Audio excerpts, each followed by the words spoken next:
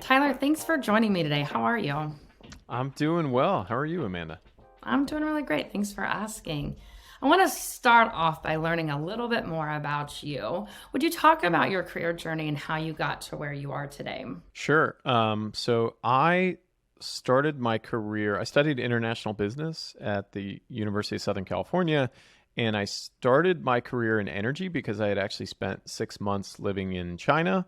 And this was back 2007, not to date myself too much here, but I saw the kind of growth in demand for natural resources that was happening over there. And I was like, this is insane. This place is blowing up. They're going to be using so much energy and resources.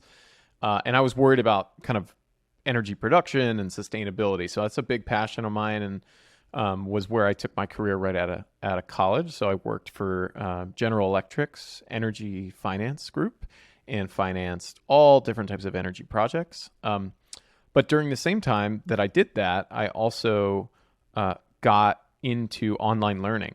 And the way that it happened was this was kind of a hobby that I was doing outside of work, but I was learning Spanish with a woman in Guatemala over Skype. And again, I just thought it was for fun. I thought it was really convenient, really affordable, and just really fun. Like I really connected with this woman and had a lot of fun with her. And after about a year or so, maybe 2 years of doing that, I became fluent. And that was when I realized, whoa, this works. This could be a business, which led me to start Lingo Live.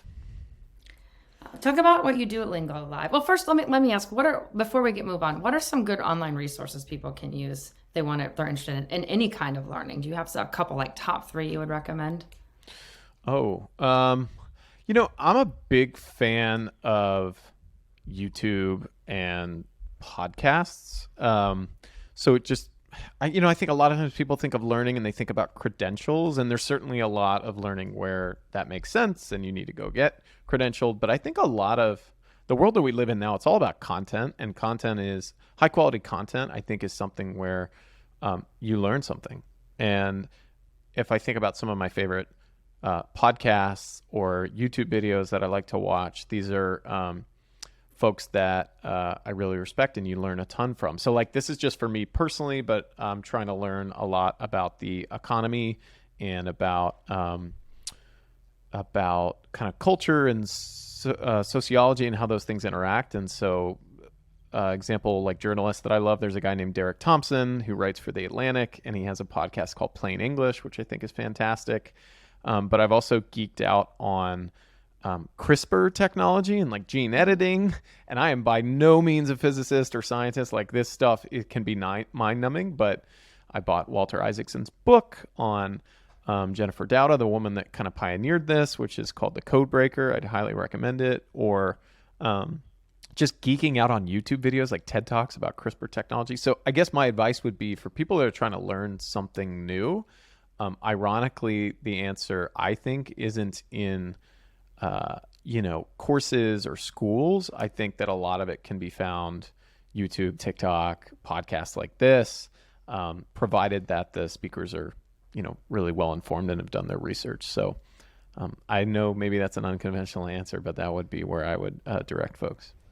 No, I love it. I love that cohesion is one of the things you just mentioned. Podcasts like this, we'll take it. Thanks, Yeah. Tyler. No, thanks for that information. There's a lot out there that's free that people can access if they want to learn more. So tell us about Lingo Live and what you do there. Sure. So at Lingo Live, our mission is to empower human beings to contribute their unique potential at work. And the way that we do that is through what we call skills-based coaching, which, everything I just talked about in terms of like things that you can learn, a lot of that is like lecture-based, like an expert stands up, delivers information, you digest that information and process it, right? But when it comes to skills like how to build your own self-awareness as a leader, how to have uncomfortable conversations with someone on your team about performance. If you are English as a second language, how to speak up in meetings and keep with the pace of the discussion. Like these are more nuanced, difficult, what we would call human skills, but are often called soft skills, that where you really need another human being to help you and personalize to you what being able to gain that skill means, and create a path for you to do that.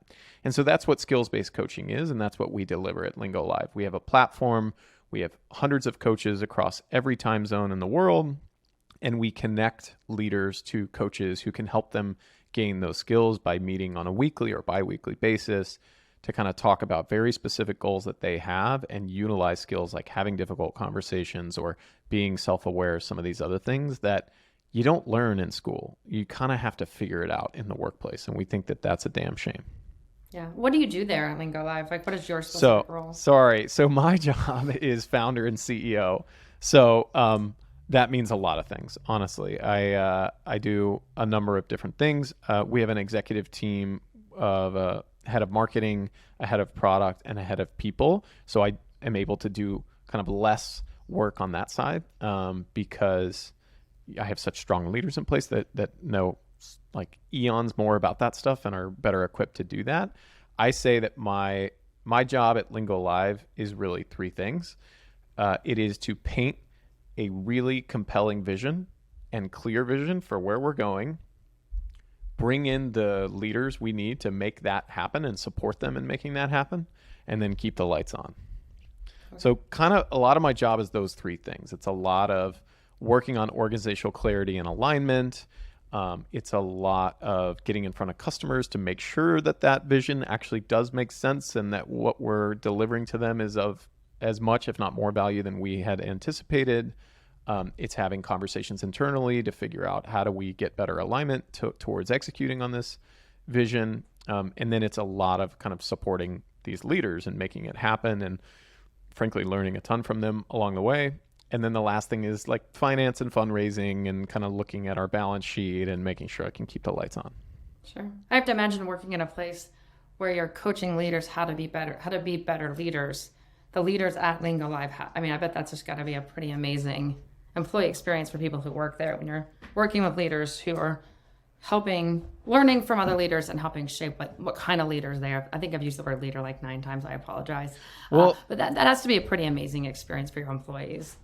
Well, I'd love to kind of pat ourselves on the back, but I think like most companies, we're not great at it. Like we're good, but we're not great at it. And there, I think, is this misconception that like, oh, well, you don't need any external help. Like technically, if someone is in a position of leadership or management, it is their job to coach and develop and empower people. And you're 100% right. In theory, that is what you should be doing. But we as leaders, even though like we work in a leadership development company, we have all spent a lot of time kind of researching and trying to learn about, best practice leadership.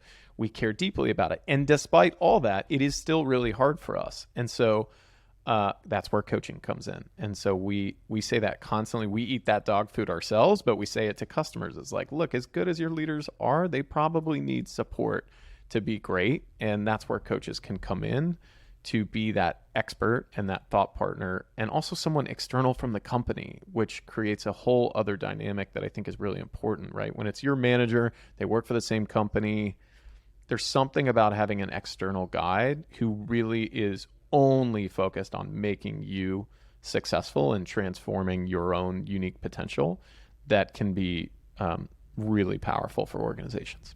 Yeah, absolutely. Let's move into our first segment, story time. Welcome to story time. Story time. Let me give you a story. You mentioned that you created Lingo Live. You were learning Spanish, online with this woman from Guatemala, and you thought this would be a great business model. What inspired you to really look at the leader coaching as the way you wanted to build this business? Yeah, great question. I think a couple things. One in the back of my head was when I worked at GE, I had great managers and I had not so great managers. And I was always wondering, like, what is it? Is that just innate or is that something that you can actually learn? And of course, I want to be a great manager. I want to be like Ramsey, who was my first manager. He was fantastic. And I was always kind of subconsciously thinking about, like, what was it that made him great, especially as I started to lead people. But in terms of the business of Lingo Live, how we got into it was basically through a series of evolution, like any business. So we start, and this is our first kind of flagship product, was helping English as a second language professionals to improve their language and communication skills.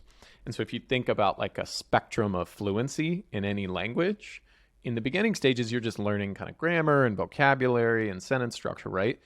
But what happened over the course of years is we started to help more and more advanced English speakers. And sometimes they were even fluent English speakers. And the things that they were working on were things like, how do I speak up in meetings? How do I articulate my ideas clearly and concisely? How do I improve my emails and my project scope so that people actually understand what I'm trying to convey to them instead of getting confused by what I'm writing? How do I have a really uncomfortable conversation with someone on my team who's just not performing? And what happened was we kind of started to coach on these foundational leadership skills. And we saw native English speakers at these customers kind of raising their hands, being like, hey, Vlad, yeah, he's from Russia, but he's been here 20 years. He speaks English fluently, and he's like transformed through this program in terms of how he manages his team. Like, can I have access to this? So that's what catalyzed it. We had customers kind of saying, hey, we got more people that are interested, but they are native English speakers. And that was always part of our vision as a company. So when I said at the beginning, our mission is to empower human beings to contribute their unique potential at work, that's the mission. That means there's lots of different versions of that. So we always had planned to go in that direction, but yeah, that happened about kind of 3 to 4 years ago. That transition started to take place. Given that there's like this not a renewed focus, but an intense focus on the employee experience, and I want to talk later more about things like quietly quitting and Great Resignation, but I will start with the talk about the employee experience. You know, it's become a big hot topic. I'm wondering if the switch to all of this focus on employee experience has changed what you've seen in with your clients or in the field, different questions that leaders are asking you to help with, different skills. Has this renewed focus on employee experience impacted what you all do at Lingo Live? Absolutely. I don't think it's really changed our strategy as a company. I think it's more been like jet fuel for our growth. It's the reason we've been taking off of late, is like because of some of these trends and because of, you know, as what you mentioned is like this focus on employee experience. A lot more decision makers and executives in companies are recognizing, oh, wow, we need to invest in career development. So McKinsey did a study that looked at, they called it the Great Attrition Report. And they literally asked tens of thousands of people who would quit their jobs, like, why did you quit? Was it for money? Was it for, just like a list of different things. And the number one thing by far, 41% of people in the survey said that it was lack of career development and mobility in the organization. And so companies are just woefully under-equipped to be able to provide that. Like, it's really hard to actually provide career development to folks and make them feel like they're constantly being challenged and learning new things and gaining their skills. And so that's really been, as employers focus on the employee experience, I think what they're really trying to drive into is, how do we reduce people walking out the door? That's why you do it. It's not just out of the goodness of your heart. It makes business sense that if you're seeing, 1 out of 3 people leave a job in any given year, that is really painful economically and from a time standpoint for your business. And so you have to solve that problem. Like, how do we give them career development opportunities? And the answer is, unfortunately, not going to be purely within things that you develop as a company. You have to bring in external resources who have wisdom and knowledge and skills that are going to be valuable to these employees. And so that's where coaching comes in, because again, these soft skills, like how to articulate my ideas clearly, how to have difficult conversations, how to hold people accountable, like these are the things that people are asking for, and they're the things that the business needs in order to drive results. And so it's been a huge kind of wind at our sails. Who do you primarily work with when you think about career development? Is that a function of HR? Is it a function of the lead, sort of that C-suite level? Is it people managers? Who are you really targeting for those conversations? Yeah, it's usually HR, learning and development. So that's a function within HR, learning and development, and their job and their passion is to create transformative learning experiences for employees. But they're usually pretty woefully under-equipped to be able to do that at scale, particularly when you think about personalizing instruction to each individual employee. It's one thing to give someone a framework for how to have an uncomfortable conversation or how to build your own emotional intelligence. It's an entirely different thing for that person to situate that to themselves and where they are in the company and the interactions they have with their team and like actually build that muscle. So yeah, that person is usually coming to us saying, hey, I've run some trainings on this. We've done some kind of circles of group coaching, but like these people need to learn how to actually apply this, and I need support. I need coaches that can work with me and partner with me to, provide this skills coaching at scale. Yeah. I'd be remiss if I didn't ask about communication and the importance that plays when you're coaching leaders on these, soft, I put that in quotes, soft skills. Because to me, communication and leaders being in communications is so important for so many reasons. But that's one of the top complaints that I hear in people in my industry and internal comms is that getting leaders to communicate better or getting leaders to communicate at all is a big complaint that they have. And I'm wondering if you could just speak to that just briefly about what are some big mistakes you see when you're coaching leaders about communicating, and then any advice you would have for communications people on how to help leaders communicate better. Maya Angelou famously said, people will forget what you said, people will forget what you did, but people will never forget how you made them feel. And I think that's really important when we talk about communication. Communication isn't what you said. I mean, it is to some extent, but it's only important what you said in terms of how that made the person feel, right? Like what was the feeling that you elicited out of that person? Was that actually in your or their best interest? And so I think all this talk about communication and soft skills, blah, blah, blah, I think it's ultimately about what Maya Angelou says. Like, how are you making people feel? If you're making them feel judged or blamed or fearful, then like that doesn't really help anybody in this situation. But if you're making them feel curious or motivated or energized or challenged or safe, like that safe, all these good things. But I think there's also challenge. Like, well, that's what I was trying to get to with curious is like introspective, thoughtful, like challenge, but in a good way. Like I think there's legitimacy to what that person said. That doesn't mean you say only nice things, right? Like you have to deliver critical feedback. But if you do it in a way where you make someone feel blamed or all these other things, then you're not going to get anywhere, and they're not going to get anywhere either. And so I think it's important when we enter a coaching conversation, this is what coaches do for people, is they help them not only understand what is it that you need to say to this other person or to yourself sometimes, but also like, how's that going to land?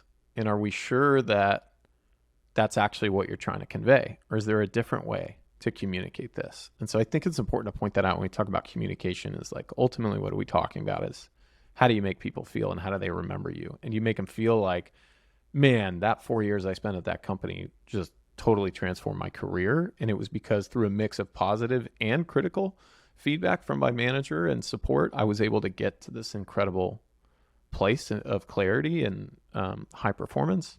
Or was it a place where I was misunderstood, blamed, fearful, right?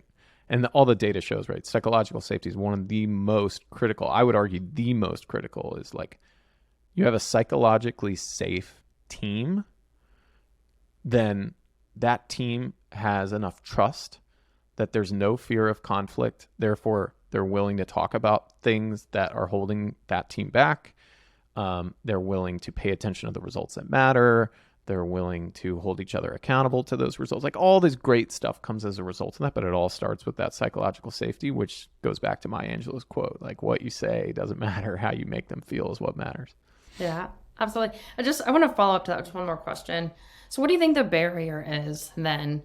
I'm sure all of our listeners can think of a really, like you pointed out, you've had some really great bosses and you've had some really not so great one. And I can do the same. And as you're talking, I'm like picturing those folks in my head in both ways. So what is the barrier? Is it just really a matter of coaching to get people from being a not great or a mediocre boss to a really great company leader?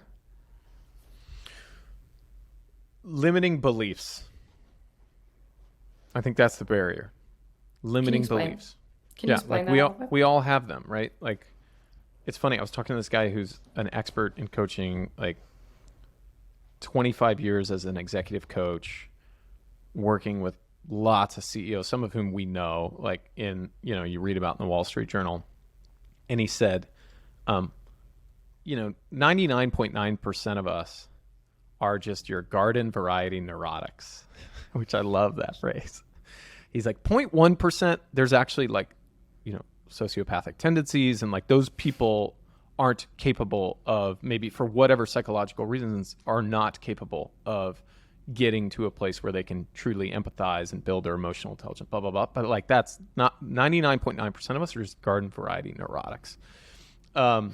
And I think to your question of what limiting beliefs are, again, let's unpack. I say something inflammatory at garden variety neurotics. What does that mean? Limiting beliefs are things that, beliefs that you hold that have made you truly believe that you are incapable of doing something. Sometimes those beliefs are subconscious. Sometimes you don't even recognize that you hold these beliefs, which is why coaching can be unbelievable, is that your coach will, like a lot of coaching is building self-awareness, which is a lot of self-discovery, and it's a lot of work about where does this come from? Why do you feel these things? And you learn a tremendous amount about subconscious limiting beliefs that you have. But limiting beliefs, I think, are what hold a lot of managers back. So examples of limiting beliefs, if the outcome is to, again, have communication such that the way you make someone feel is curious, supported, all the things that we talked about before. Limiting beliefs that stand in your way could be, you think that if you say this, they're going to snap at you. Why do you think that? Let's unpack that. Or you think that this person doesn't respect you because maybe you used to be their peer and then you got promoted above them, but like they still think of you as their peer. Why do you think that? What's going on there? What evidence do we have to support that? And by the way, it's a two-way street. So there's also limiting beliefs on the side of the person being managed, right? Like you get some feedback that, your manager provided to you and it felt like debilitating, didn't feel very supported. You work with a coach to figure out, why do you feel that way? It might be because it was delivered in a very hurtful and unhelpful way. Or it might be because you think that this person doesn't trust you to be effective in this role. And then the question is, have you told them that? Have you had that conversation, right? So these are examples of, I think, limiting beliefs, again, most of which I think are subconscious, that hold us back from actually discovering the root cause of problematic interactions and problematic like management issues that we have, and creating a solution. That's the other thing. So when I say skills-based coaching, a lot of people think of coaching and they think of it as this professional therapy, where all you're doing is uncovering these limiting beliefs. You're unpacking these things. No, that's not, we say BS to that at Lingo Live. It's like, that's not that isn't important, that's critical, but you got to take action. We're about behavior change. So based on what you've learned, what are you going to go do? Or what does your manager need to do? And how are you going to tell them that? Or, all these things. So we try to measure behavior change in terms of like, based on what you're able to learn, which was so transformative for you, what are you going to go now do in the workplace over the next week that will put those skills or that knowledge into action? And then let's talk about it next week. And so that's what makes our model really powerful, is this applied learning model that we built in to ensure that you're not only removing these limiting beliefs, but you're actually putting knowledge and wisdom that you've gained through the coaching sessions into practice in the flow of work. So I was actually sitting here thinking that it sounds like almost like psychology. So it was right before you said that, like this is almost like an organizational psychology kind of component to it. And I'll tell you, I'm totally bought in. I think it sounds amazing because you can see the impact of just some of those examples you gave and how that does limit people's behaviors and action or lack or not acting. So I think that that's very interesting. But yeah, I mean, so when you said it's not psychology, I It is see the psychology. component that is, but Yeah, it is. that it's that next step, that action, that What are you is- going to do makes the about it? difference. Get off the armchair and go do something about it. Grab my box of Kleenex, sit on the couch. Yeah. Let's move into our next segment, getting tactical. I'm trying to figure out tactics. I mean, there's a part of me that goes, why isn't everyone doing this? Right? I mean, everyone should be like, I want to do this. It sounds amazing. But I know that HR, it sounds like you work with HR, can often struggle to sell leadership on making an investment into this for leaders. Can you talk about how you work with HR or leaders to make the case to get an investment or get money to do something like this? Sure. Yeah. So great question. And probably the biggest challenge to, like what you just said, implementing this so that everybody should have access to this. Why wouldn't they?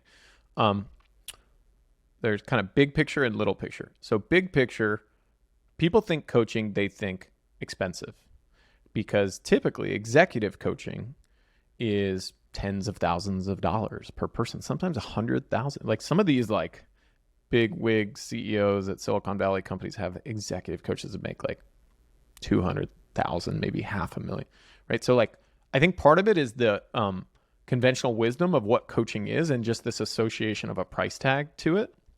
But through technology, we've been able to, through a coaching platform, drop that cost significantly to where you're just paying for the coach's time.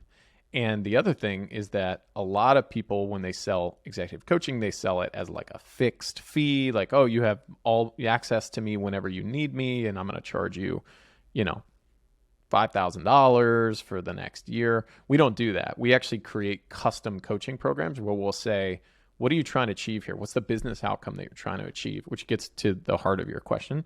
But what's the business outcome that you're trying to achieve? And let's scope out a number of coaching sessions that we think is the right allotment to address that. So like one of the companies we work with is a huge Silicon Valley household name, and their culture is really big on memo writing. So this is a company where you go into meetings and you have to have written a memo that people have digest in the meeting, and then they talk about it. That's a very specific skill that they wanted to target coaching at. And so that doesn't need 6 months of broad kind of leadership skill development. That is focused on writing effective memos. And so we created a customized coaching program to address that skill, versus another company may say, what we have is inexperienced managers who have been promoted into roles that they don't have the skills to actually manage their team effectively. Okay, that's a number of skills. That's not just targeted on writing. That's a number of other things. So maybe for you, you need really 6 months of coaching. We think 18 sessions can be the right number. And we have data to support these numbers, right? So we measure behavior change over the course of the coaching by being able to get feedback from managers and peers and direct reports of the folks that we're coaching. So we can say to a client, like, in order to solve your problem that you're talking about, this is how many sessions you're going to need, and here's the data to support it. I think more specifically, Amanda, to your question, sorry to be so long-winded here. No, it's great. How do you sell people on the ROI without geeking too much out into the specifics of the framework that we use? There's something called the Kirkpatrick scale, which is a really good model for evaluating any type of a learning program, which says that there's basically 4 levels of learning, measuring learning effectiveness. There's reaction, which is basically like, do people like the program? Are they satisfied? Are they engaging with it? There's learning, like, are they actually learning any of these things? Can we measure that? There's level 3 is behavior change, which I just talked about, and that's how we measure that, the behavior change. But the 4th, and obviously most important, is business outcomes. So how is this helping to move the outcomes that we have as a business? It's not just about learning for the sake of learning, but it's to actually achieve some type of business outcome. And so to your point, what we've seen is effective with our clients and with prospective clients is being able to show all 4 of those levels of Kirkpatrick, but really zero in on what's the business outcome that we're trying to achieve here. So in the case of the memo writing company, the behavior change they were seeking is that people get better at writing these memos. The business outcome is not just because they want people to write memos. The business outcome is that meetings are more productive, and we spend less time trying to clarify what is it that this person is saying to us. Or I spend less time as their manager giving them feedback on their memo. We measure all those things. We create customized survey questions to be able to measure that, so that we can go to a company just like them and say, hey, you got this, writing issue that's holding you back. Here's data that we have that show that we cut meeting times in half for this company. We drove, the amount of time that managers spend cut in half on, giving feedback on memos. And we drove a 40% increase in productivity according to the people that we worked with. So I think really leaning into not only the learning and the skill development, but like what is the business outcome that this is solving has been really impactful and I would recommend any learning program really double down on that and figure out what is it that you're ultimately solving for the business, because everyone's trying to save time or money. So if you can't connect what you're doing to how do I save you time or money, then all you have is really a learning program for the sake of learning. When you go into when you're meeting with prospective clients, do you help them along that path to find what it is they really want? Because I would guess just working with leaders in a way different capacity, they may say, I want X. And what they really want is W, and you have to sort of help connect and get the dots. But what do you usually hear that companies want? Like, I want this, but when they actually want this, what do they think they want the most of? Sure. Well, I'd say the most common theme we hear is we have, and there's difference between what's happening now. You mentioned like Great Resignation, all that stuff versus maybe a year ago. But typically what we hear is we're growing. As a result of that growth, we're promoting people internally into management roles, and those people don't have the skills necessary to lead their teams effectively. And so we want to provide them some leadership training. If you stop there and just say, okay, I get it, that's the problem you want to solve, we can solve that, then you're not getting to the business outcome, right? And so I think our sales team and our customer success team, we wear a coaching hat, because this is what coaches do, is we'll ask why. We'll probe deeper. Why? And eventually you'll uncover, like in that example, right? Okay, so they don't have the skills to manage their team effectively. Why not? Well, they're not having regular one-on-ones with their team, or they're not giving performance feedback because they're too scared to do that. Okay, why does that matter? It's so obvious, right? You think like of course that matters, but why? How is that affecting your business? And so ultimately through that process, you'll land on very specific costs or time savings. I think ultimately, like, not to be too simplistic about it, but that's what it is. Costs that you're incurring as a business, i.e., what ultimately happens is people quit because they don't like their manager. And then we have to backfill them. Oh, how much does that cost? It costs like 1.5 times their salary. Okay, so we just go through that process with them to really uncover that. And your instinct is spot on, Amanda. Like, even buyers, they're not really thinking about it this way. They're kind of stopping at that level 2, level 3. Like, they lack skills. They need to learn skills. We need behavior change to achieve that. Like, yes, you're right. And how is that going to move the bottom line? And I think that's especially important right now when everyone's just looking at budgets saying, why should we spend money on this? Yeah, budgets are being cut. People are gearing up for this big recession. So I think that's a great call out. Helping people quantify what that could be. I'm going to move us into our next segment, ripped from the headlines. You hear the news? Extra, read all about it. I mentioned earlier where there's a lot of these work trends, right? Quiet quitting. I've just been reading a lot more about quiet firing, remote hybrid, bringing or not bringing your authentic self to work. There's just a lot of conversation about that right now. And I would love to hear your thoughts on some of these trends based on the coaching you're doing, the leaders you're seeing. This is kind of a broad question, just asking for some thoughts you have. But just because you work in this space and are helping leaders to navigate these conversations and live in these spaces, if you have any thoughts on why these are coming to light now, and then what you're seeing in the field. I've got a bit of a kind of provocative, I guess, or no BS take on this. Like, I think quiet quitting, let's talk about that one, because everyone's talking about it. I think that this is a cute term that some brilliant marketer came up with to basically restate what has always been known as disengaged employees, right? Like, that's what we're talking about, right? When we say quiet quitting, we're saying people are disengaged and they're still working there, but they're like kind of just doing the bare minimum and mailing it in a little bit, right? Is that what you mean when you say quiet quitting? I think so, yeah. Yeah, so like that's been around for as long as we've worked together as human beings. Like you have people that just are disengaged. And so what's the root of that? We talked about that before, the lack of career development. I think that's the biggest thing. Like if, McKinsey showed 41% of people, that's 41% of people who quit a job. So think about all the people who don't quit that are quiet quitting, as you're talking about. It's got to be more than the 41%. So we've seen data that's anywhere from kind of 2/3 to as high as 80% of employees who are actively disengaged. And a lot of that is just, I can do this job, but I don't really see where it takes me. And I'm just going to kind of stick around and do the job, but I'm not really going to be going above and beyond. I'm not really going to be super engaged with this for XYZ reasons. And so I think that's where really investing in development conversations and development of that employee of, hey, you can do this job for sure, or maybe you can't do this job and you're giving that feedback, or like you could do so much better. But it's also like, here's some other skills that you might be really good at given your strengths. Like these are things that I think we could develop and that would benefit our business. So it would be kind of a two-way street where you're winning and we're winning. And so I think a lot of what's at the heart of quiet quitting is disengaged employees. Ultimately, the cost of that is attrition, people leaving, which, Gallup did a study. It cost the U.S. economy $1 trillion last year, disengaged employees leaving their jobs.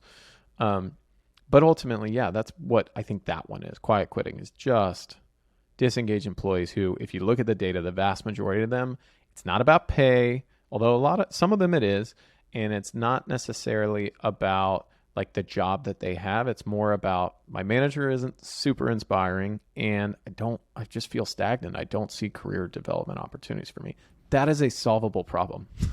Yeah. It's a lot easier than hiring someone to replace them. It feels like calling it quietly quitting up puts the onus in the worker, right? As a worker, I quit my job. My company doesn't quit for me. And I think that's why I wonder if that's like, you're right. It's always been there. Just disengaged sounds a little different than almost I'm purposefully doing minimum because of quitting, because I'm not interested in my job, where I feel like a lot of that agency relies on the company, as you've pointed out, to help me be engaged, right? Challenge me in positive ways, give me career development, leaders who I trust and want to work with and for. So that, I think that's why, for me, I completely agree with you. It's nothing new, but I feel like you said, the marketing person came with a great way to get these words in people's mouths, and then it caused this huge uproar. Mm-hmm.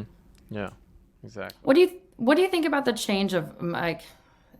I feel like there's been a change from like bring your authentic self to work to don't bring your authentic self to work. Have you read a lot about this? I hated that article. That was a New York Times article, at least, that I read.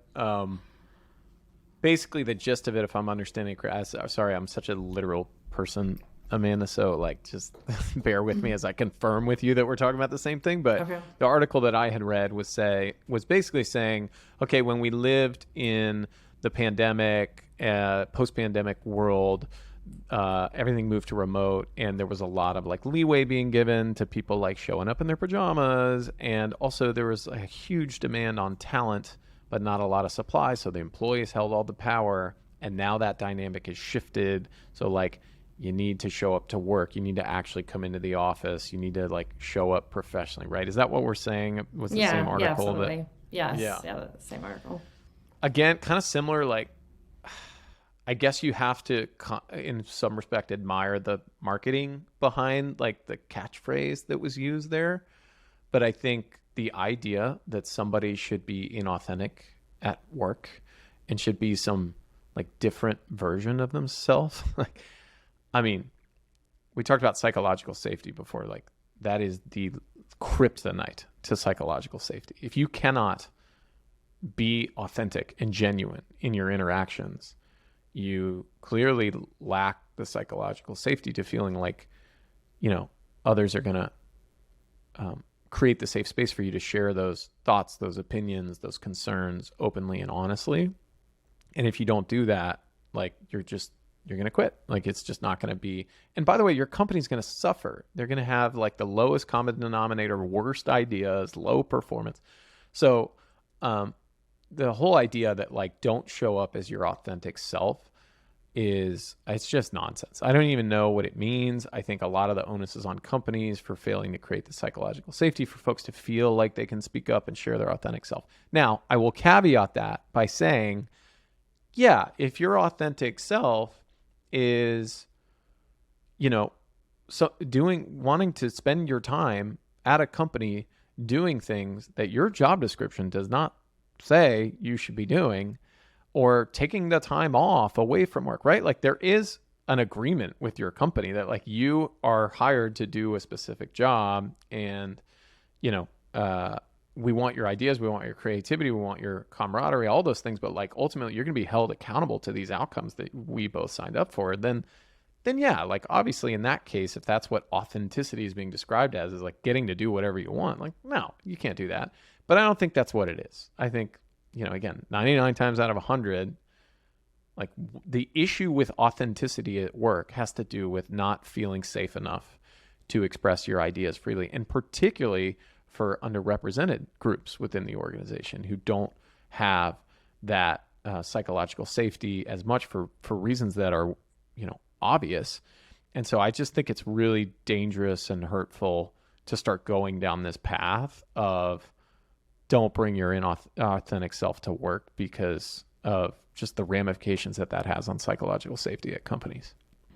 Let's move into our last segment, asking for a friend. Just asking for a friend. Hey. As you're talking about coaching leaders, I'm not going to say any names or get to any detail, but there's a few that I've thought of from my past that could really benefit. We talked about that earlier. Benefit from coaching. My fear is there are some people who just don't see their gaps, and these can be big ones. And some of the ones I'm thinking most of is just emotional intelligence, right? And having the awareness to notice that big gap in your emotional intelligence. So how do you work, asking for a friend here, how do you get leaders on board and help them identify a need for coaching in certain areas where they may think they're really good at it, but you have to help bring them along? What does that look like? Because I know being in communications and working with leaders, sometimes you have to really carefully step around and help them find those paths by leading them there. How do you all do that? That's just an example. If a leader's really lacking in emotional intelligence or communication skills, or any kind of people skill or whatever, how do you help them identify that and then get on board to help to coach and get better at it? I mean, I want to say off the bat, it's not easy. Like, I don't want to make it seem like, oh, Amanda, like, what? You just do this and it's fine.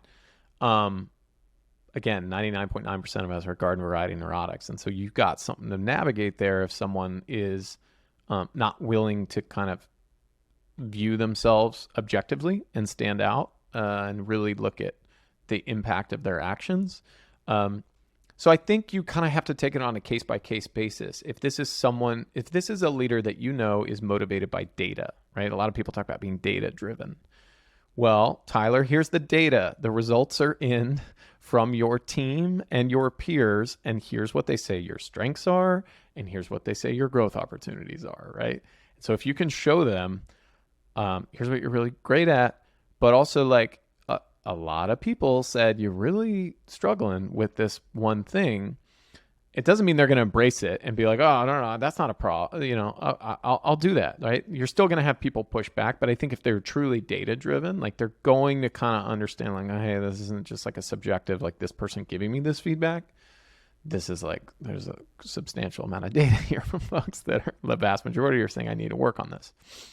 I think the other thing is showing them a path to solving it, because like if you just give someone, hey, this is a growth opportunity, something you're not super strong at, that's not really helpful. But if you can say then, here's a program that we have, it doesn't have to be a coaching program, it can be any kind of coaching program, to say, if you're open to it, I have a suggestion. Okay, what is that? I would suggest you either work with a coach and you can work on this thing. I have examples of coaches. Or I would suggest maybe just you try something in your next one-on-one meeting that's going to be helpful. I think all of us inherently, there's not a person on the planet that doesn't want to feel valued and respected and heard. And so if someone is struggling with their communication skills or their emotional intelligence skills, and you can craft the narrative in a way that's going to resonate with them, which is a big if. And again, like I said at the beginning, it's not easy. I think that the more important thing is to show them the path to solving it.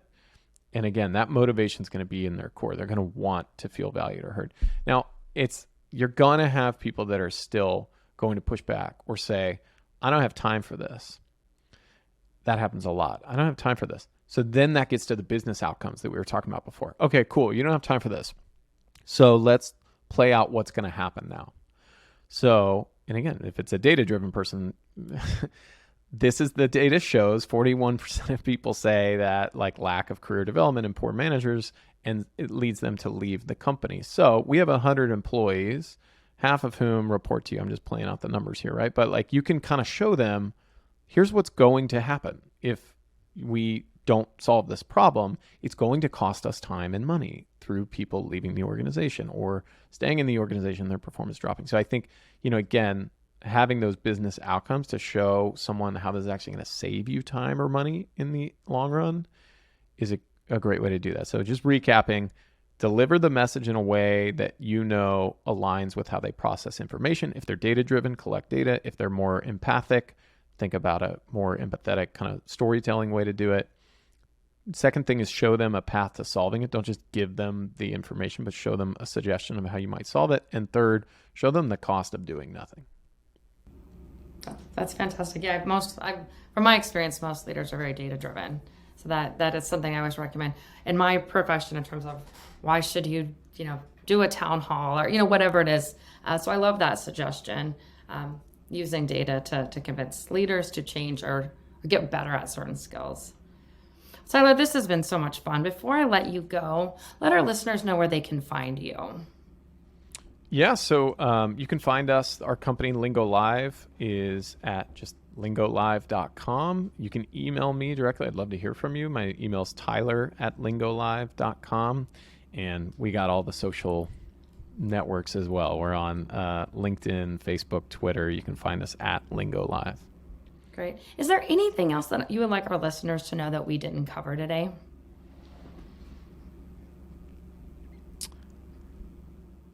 I guess, I'll end with how I started, which was talking about our mission. I think particularly in a time like this when people are stressed and they're worried about the economy and about the future, I think about, this mission of unlocking your unique potential is to remind anybody who's listening, if you're in a work situation where you don't feel like you are able to really contribute your unique potential, that's not all on you, that's okay. There's a lot of people who are feeling the exact same way, and that's okay. And there's a way it's going to be a marathon, not a sprint, but there's a way to kind of get out of that situation. But just don't think it's your fault or it's on you. I think that's far too often what the default is for us as garden variety neurotics, to understand that that you're not alone. A lot of people feeling the same way, and there are solutions out there, whether it's coaching or having uncomfortable conversations with your manager or friends. Hopefully knowing that this is a very common thing and that you inherently do have this unique potential. You just might be in the wrong organization, or you might just need access to tools and resources and people who can help you. But I think that's the most important thing. Just acknowledge it's okay to not feel okay about this and know that you're not alone. Tyler, that's great. Thank you so much for joining me today. This has been awesome. Great. Thank you, Amanda. It's been a lot of fun.